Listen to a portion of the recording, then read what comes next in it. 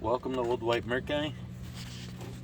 Today we got a 57 or a 58 Mercury Mark 10 horse.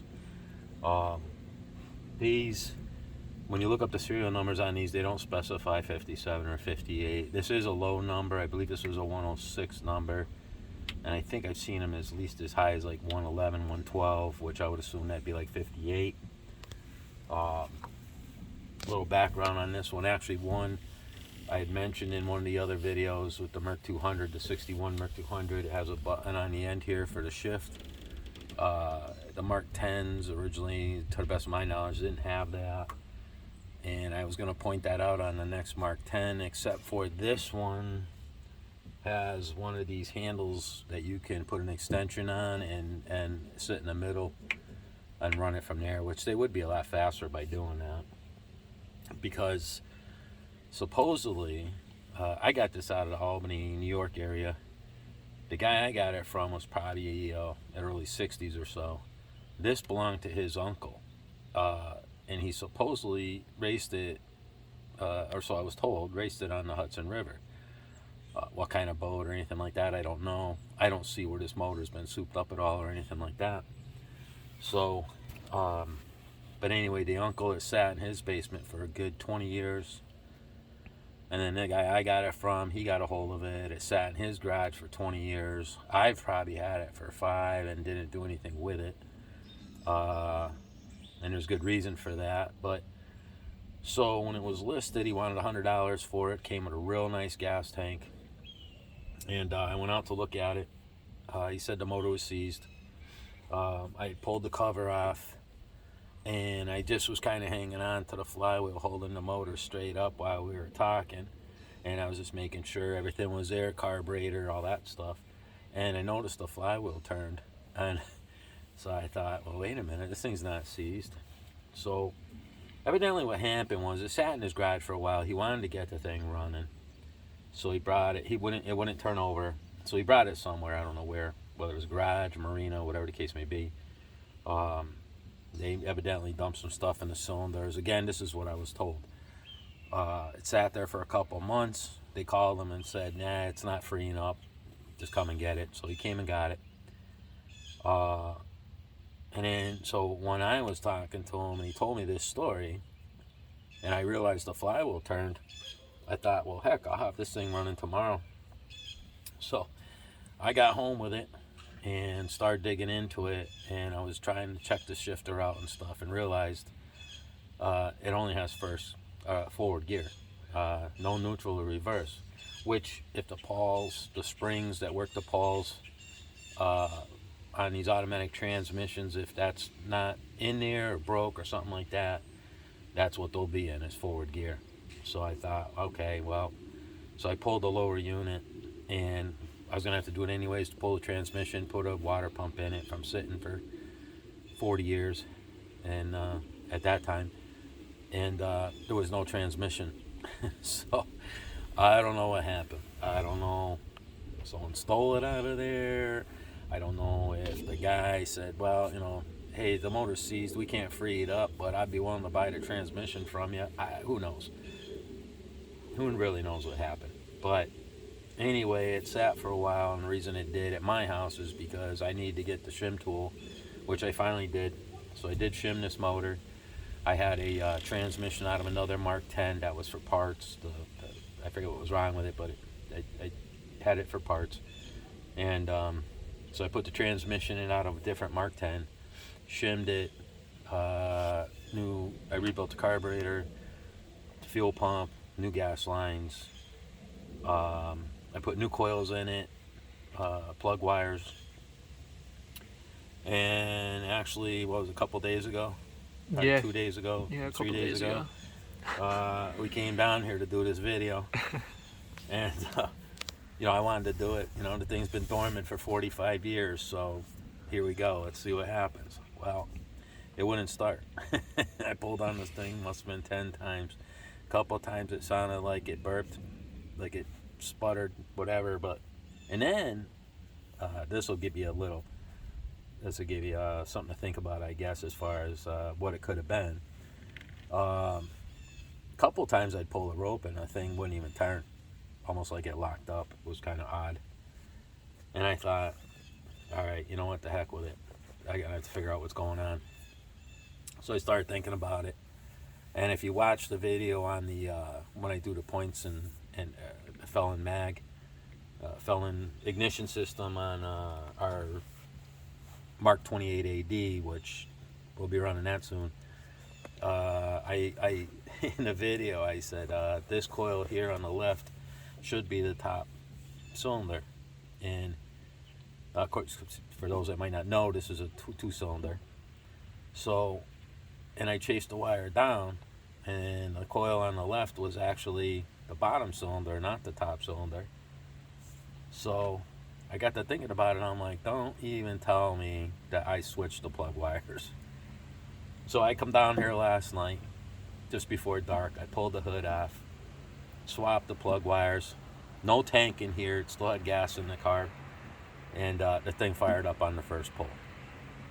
So anyway, here we are. This is so this carburetor really hasn't been adjusted. I did turn it just a little bit because it seemed to be running awfully rich. Plus I was fooling around with them because it wouldn't start, and I thought maybe it's not getting enough fuel.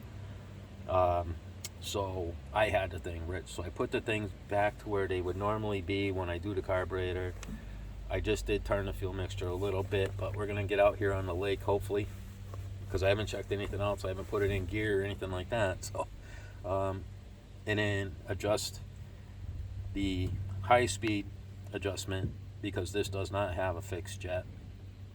And so we're going to get out on the lake, get it close to wide open or wide open, adjust that, and then theoretically what you should do is after you adjust that, while you're in forward, just putting along, adjust your low speed mixture screw. But be honest with you, depending on how they're running when they're sitting at the dock, I'll play with that low speed one a little bit. And there's even times I did in this one, I turned the main fuel or high speed needle in about a half a turn, and the RPMs came up on the motor, and then I adjusted the mixer screw a little bit more just to get it to run halfway decent, so we can get out there and take it from there. So I'm gonna let's see what it takes to fire this thing up this time. I got my throttle lever over all the way. I got my choke on, and we'll give this thing a tug. See if it goes on the first pull again. Yeah. I'll try and jinx it, huh? Right. Yep, nope. I did. Second pull. Alright, so here it's sputtering there. So more than likely that fuel mixer screw is in a little too far. See if I can get on it.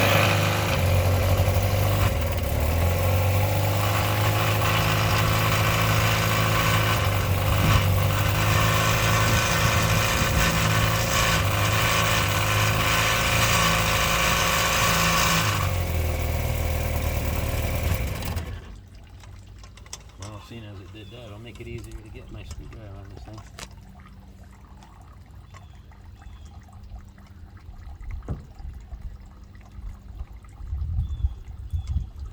Alright, we'll see what happens. I backed it out. Hopefully I was getting a good shot. I couldn't see. Huh? Oh, No. me doing what I was doing? Yeah. Oh, sorry. So this hole here is for our low speed adjustment. This is our high speed right here. So I just backed this screw out about a half a turn because it's spitting and sputtering. And we'll see what happens here.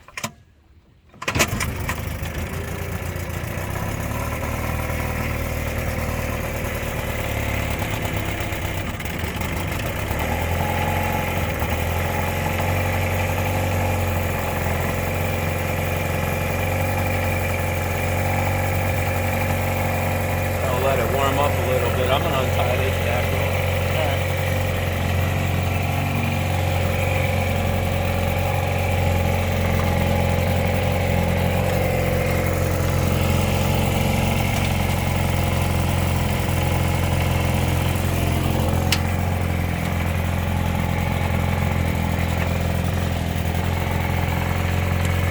take this. You can do that front one. You see here too, it's pumping pretty good water.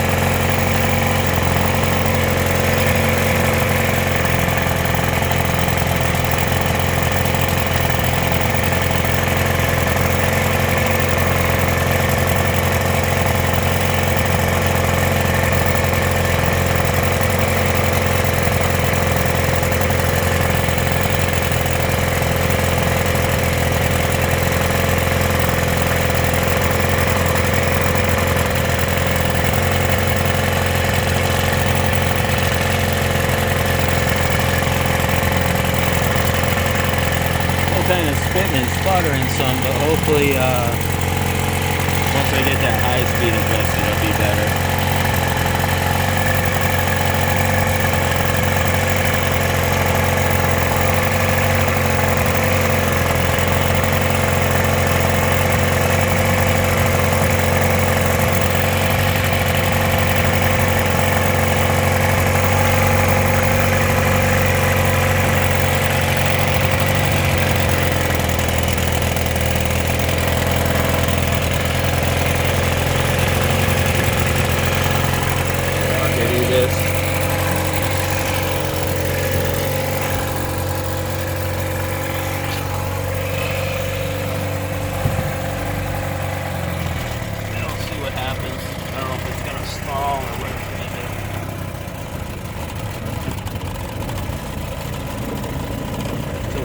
Adjusted.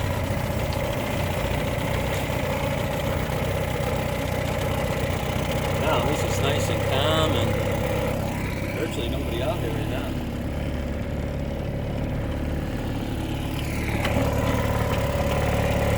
It just rained a few minutes ago, so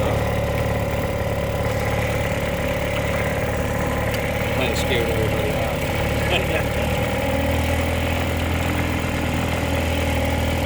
How's that work? See the motor a little better now? Yeah, The light's on, it looks like. Oh, is it? Yeah. Oh, yeah. I might have done that.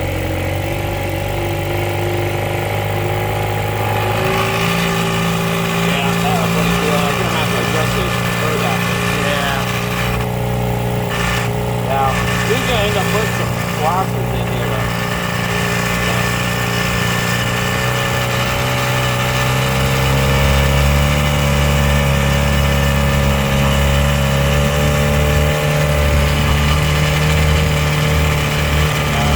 Open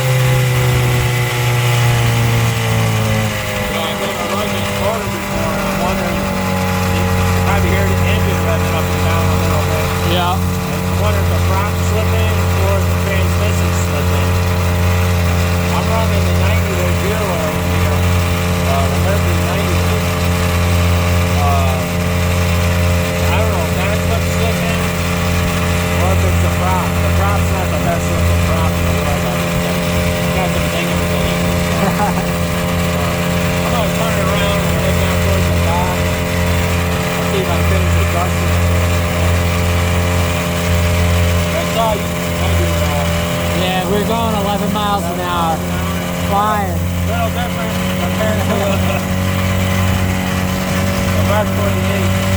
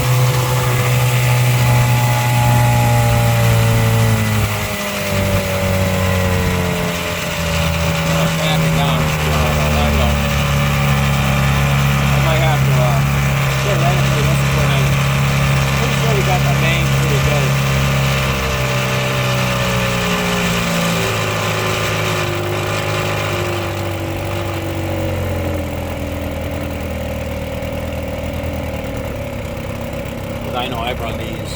We got that Mark 10A, that 59. That thing ran 19 miles an hour now. Yep. These are around 16. If I can get the screwdriver on the fuel mixture, it's so hard. I just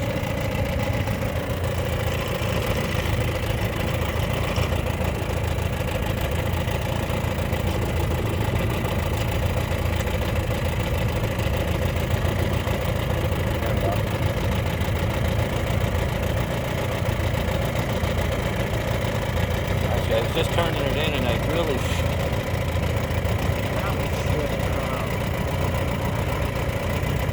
So we'll do though, we'll turn it in. Oh, I just fell off.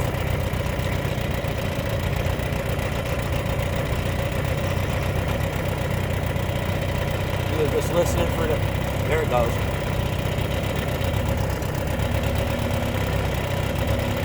Came up a little bit on the RPM.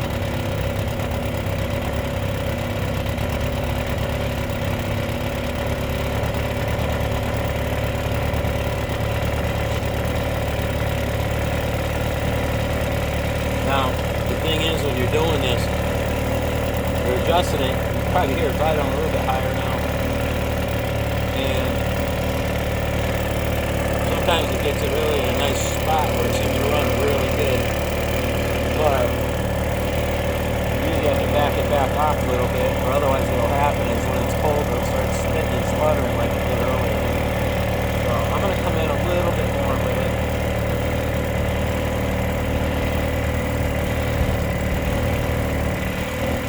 You want to go in real small increments, a little bit at a time. It's almost like it's got to catch up to it.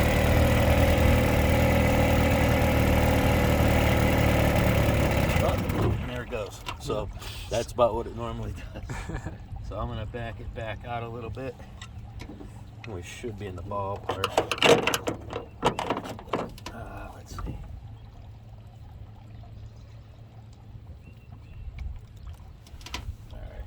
See if we get it. I'll fire it back up here. Boy, there's a bunch of water back here. Yeah, that's a bummer. I'm surprised it's not running a little faster than that. I know. We hit 12. Hit 12. Yeah. Oh, Womp you know womp. what? Now I think about it, I probably put on about 60 pounds since True. you've gotten bigger too since we run some of those. Oh yeah. Those are old little Merc. Yeah. It looks like an old little Merc. All right, let's see what happens here.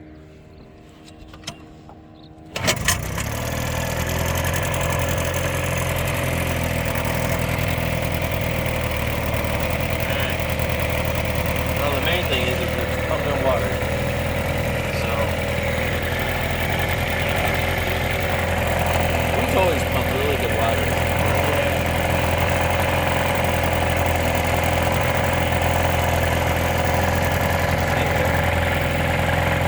We'll idle it down a little bit.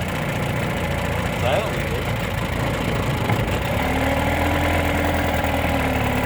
I like to try to have idle down pretty fairly low when you put it in gear. I've seen guys with some of these idle tranny motors and maybe they don't have it adjusted right and they got the idle a little high and it doesn't, it's gonna probably stall out and put it in gear and I cringe every time that happens because I always figure, that poor transmission. Same with any really outboard. I mean, you don't want to be shifting the RPM too high.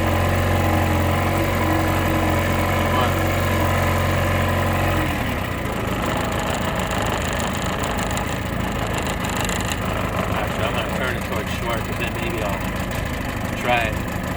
Get a couple shots. You One or two ride passes first. just right now. Curious to see how it lowers. But I am concerned about the transmission slipping. I got a Gauntlet Mark 10 prop. I'll probably try a different prop on it and see what that does.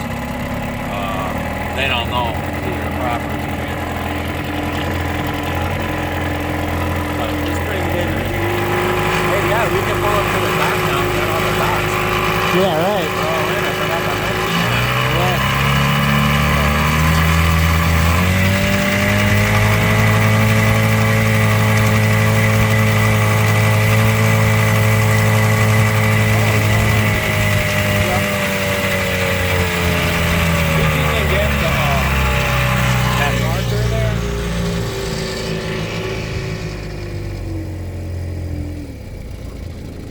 Got this white smaller one to the right here. And James actually stuck that in there. And then you got the big orange one. So, actually, you know what? When I get to the dock, I'll probably shut this off. I want to explain that because some of the other videos I kind of mentioned, like, we're getting close to that block, and I'm always concerned about it. Yeah. So, yeah, you want to pause it for a second? Yeah.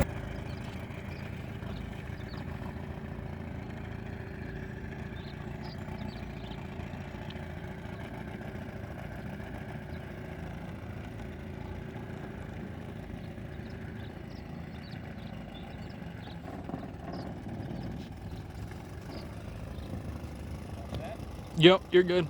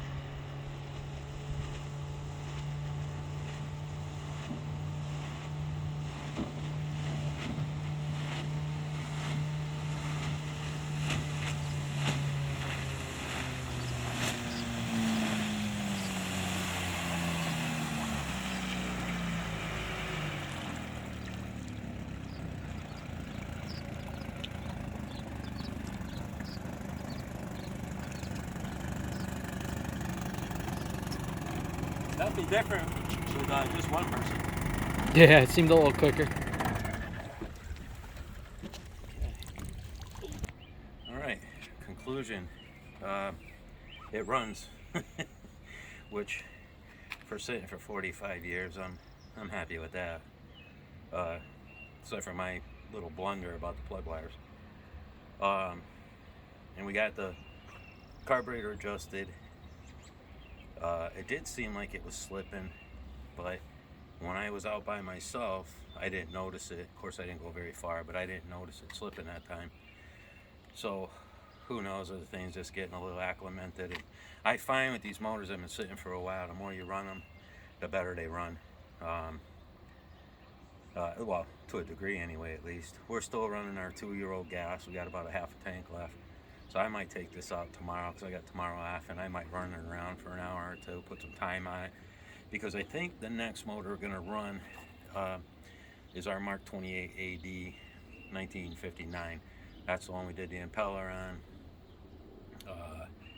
I did the ignition system on it. At least that's on the video. I did the carburetor, fuel pump, fuel lines.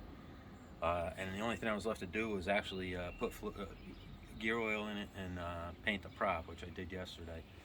So that one might be the next one we run. And this one, what I might do is change the prop on it because this prop's a little bit beat up. So I don't know if the hub in there, if that spun a little bit, or I heard the motor rev up and down a couple of times. Yeah, it's possible it was that, or it's possible the transmission's slipping. So, but to be quite honest with you, I'm happy the thing's running. And then I'm gonna have my son Brandon. We mentioned these markers here, and we just wanted to point this out. There's some over there too, but these two here, there's two huge cement blocks in the water here. And what they used to do is harvest ice off this lake back, I don't know when it started, but it was in the 20s anyways. There's a lot of stories that go along with that, like how many horses might be out here and that kind of stuff. And I was talking with someone the other day. See, there used to be an ice house across the street from me here, and these cement foundations were evidently for like a what would you call it? Not a crane, but shoot. What would you call it? A chute, like a conveyor belt. It was for like a conveyor belt. So they used to bring the ice over to here and then load them onto the conveyor belt, these big blocks, and then they go up across the street and put them in the ice house up there. And I guess in the winter, I always wondered how do they save that stuff in the summer, but evidently they used to use sawdust, I believe it was. They'd load it down like sawdust, and that would act as like an insulation. But so anyways, there's two huge cement blocks out there. They're only a foot to 2 feet under the water. I'm gonna say a foot. If the lake gets low enough in August, mid to late August, you can actually see the corner of the one that's further out. As a matter of fact, last weekend a guy got hung up on that thing pretty bad, and yeah, it was a bummer. And he had there was 3 girls with him, young girls, probably his daughters or a couple daughters and a friend or something. My neighbor went out with his pontoon boat and was able to get him off of that thing, and thank God it didn't sink, or he didn't bust up the fiberglass. But so anyway, yeah, and that's one other thing I want to mention. The pontoon boat looks really good at our dock, but that is not our pontoon boat. Just in case anyone's wondering, we're doing a bunch of work at my neighbor, so he's keeping his boat here. So yeah, I just thought I'd mention that. Oh, and that also that we got all the docks in. They finally finished those, and they're all in there. So yeah, we're out from the shore. We're out 70 feet, and it's I think it's 3.5 feet deep, 3 to 3.5 feet, somewhere in there. So, but not too far past that, it really drops off. But overall, if you're out in the middle, it's about 23 feet deep on average, somewhere in there. Anyway, with that being said, I hope you enjoyed the video. And like I say, we'll be running some more motors. I got a boatload of them. Just a matter of my son and I getting together you know, hauling this one up the stairs and hauling another one down. So, but I think the Mark 28 AD is going to be next, and then I think we might get into running a few Evan roads. I got my pressure tank is rebuilt. I just got to get some hose for it, which I think I'm going to do this week, and that'll put that together. And then I'm going to run some other we'll run some of the older Evan routes, and we got one Johnson we can dig out and run too. So, all right, guys. Hope you enjoyed it, and we'll see you on the next one. Take care.